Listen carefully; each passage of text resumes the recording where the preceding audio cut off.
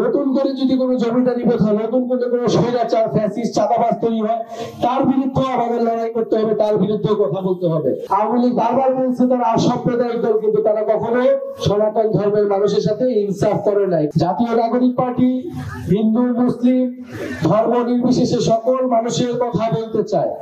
আমরা বিগত আমলে দেখছি যে আমাদের হিন্দু ধর্মে, আমাদের সনাতন ধর্মের ভাই বোনেরা অনেক নির্যাতিত হয়েছে, তাদের জমি দখল করা হয়েছে। আওয়ামী লীগ বারবার বলছে তারা অসাম্প্রদায়িক দল, কিন্তু তারা কখনো সনাতন ধর্মের মানুষের সাথে ইনসাফ করে নাই। করছে? করে নাই। তারা বারবার জমি দখলের শিকার হয়েছে, কোনো বিচার পায় নাই। আমরা চাই এই নতুন বাংলাদেশে তারা ইনসাফের ভিত্তিতে, সম্প্রীতির ভিত্তিতে আমরা একসাথে এই বাংলাদেশী হিসেবে, নাগরিক হিসেবে সকল সুযোগ সুবিধা পাবো।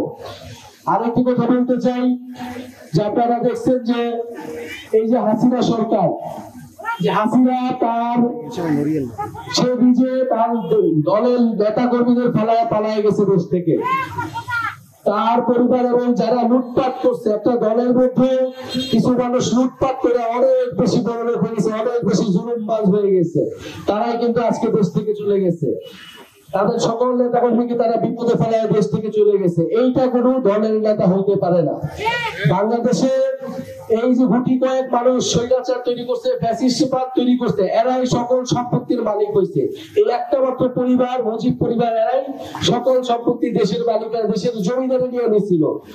ফলে আমাদের এই জমিদারি প্রথা ভাঙছি আমরা গণঅভ্যুত্থানে।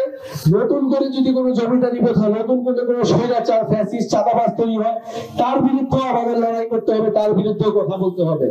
এবং এই লড়াই, এই সংগ্রাম আমাদের অবশ্যই আটোয়ারী উপজেলা থেকেই শুরু করতে হবে। আবারও আমরা বাংলাদেশে যাতে নতুন করে কোনো ভয়ের সংস্কৃতি আমরা তৈরি না করি। যদি কোনো অন্যায় দেখেন, যদি কোনো জুলুম দেখেন, আপনাদেরকে প্রতিবাদ করতে হবে, দাঁড়ায় কথা বলতে হবে। আপনাদের এলাকার নেতা সার্জিস আলম পুরো গণঅভ্যুত্থানের নেতৃত্ব দিচ্ছে, বাংলাদেশের মানুষের পক্ষে কথা বলছে। মানে আটোয়ারী উপজেলার প্রতি বাংলাদেশের মানুষ কিন্তু তাকায় থাকবে যে এই উপজেলা কত ভালো চলে, এই উপজেলা কত শান্তি এবং কত প্রতিবাদ থাকে এই উপজেলাতে। আপনারা কি সেই প্রতিবাদ চালাতে পারবেন?